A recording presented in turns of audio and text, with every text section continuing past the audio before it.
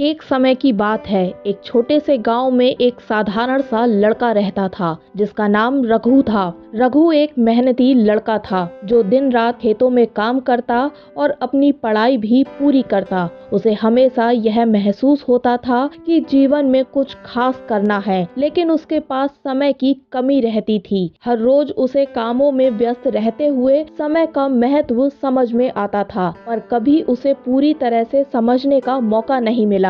गांव के किनारे एक वृद्ध साधु बाबा रहते थे जो समय समय पर गांव वासियों को जीवन की गहरी सच्चाइयों के बारे में उपदेश देते थे। एक दिन रघु ने सोचा कि वह बाबा से मिलकर समय की कीमत के बारे में कुछ और जानेगा। उसने बाबा के पास जाकर पूछा, बाबा, मुझे यह समझ नहीं आता कि मैं समय को कैसे ठीक से इस्तेमाल कर सकता हूँ। मुझे लगता है कि समय मेरे हाथ से निकलता जा रहा है, पर मैं कुछ खास नहीं कर पा रहा। साधु बाबा मुस्कुराते हुए बोले, रघु, समय के बारे में एक कहानी सुनो। यह कहानी तुम्हारे सवाल का उत्तर देगी। बहुत पहले की बात है।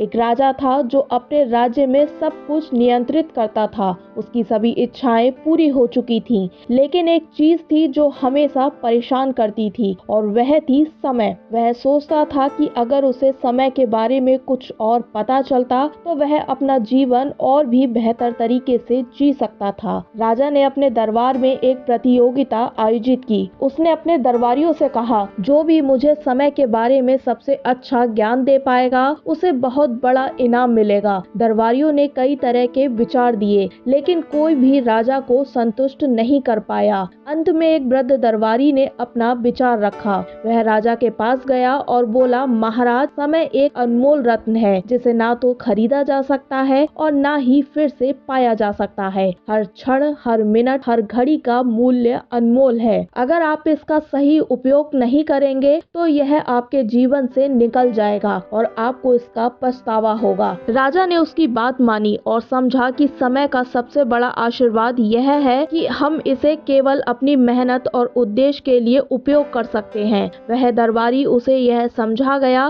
कि समय का सही उपयोग केवल उसी व्यक्ति को समझ आता है जो अपने लक्ष्य को जानता है और उसे पाने के लिए कड़ी मेहनत करता है। कहानी सुनकर रघु ने सोचा कि जैसा राजा को समय की कीमत समझने में समय लगा, वैसे ही मुझे भी समझने में कुछ समय लग रहा था, लेकिन अब मुझे पता था कि समय को बर्बाद करने की बजाय मुझे उसे अच्छे कार्यों में लगाना होगा। मुझे अपने लक्ष्य को पहचानने और उसे हासिल करने के लिए समय का सही उपयोग करना होगा। साधु बाबा ने रघु को देखा और कहा, रघु, जीवन में समय का सही उपयोग करने के लिए सबसे पहले अपने उद्देश्य को पहचानो। समय हमेशा कीमती होता है, लेकिन इसका महत्व तभी समझ आता है जब हम इसे सही दिशा में लगाते हैं। रघु को समझ में आ गया कि जीवन का सबसे बड़ा खजाना समय है। अगर वह अपने जीवन का सही उपयोग करेगा तो वह अपने सपनों को साकार कर सकेगा, और इस तरह रघु ने अपने जीवन यात्रा में समय को सबसे मूल्यवान धरोहर समझकर उसे कभी व्यर्थ नहीं जाने दिया। इस कहानी का सार यह है कि समय की कीमत को समझने के लिए हमें खुद को पहचानना और अपने उद्देश्य को जानना बेहद जरूरी है। जो समय हम खोते हैं वह कभी वापस नहीं आता, इसलिए समय का उपयोग ही जीवन का असली धन है।